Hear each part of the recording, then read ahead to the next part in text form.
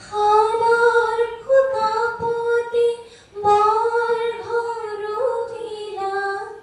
উষকৈ বান্ধিলা ভেটি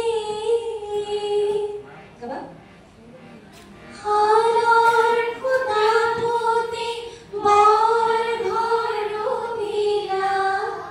উষকৈ বান্ধিলা ভেটি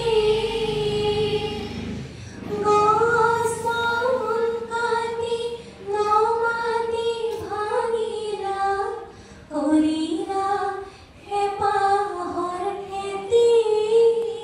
একে দুটা খালৰ খুঁটাপুতি আৰু গছ বনালে দুটা একে সুৰটো একে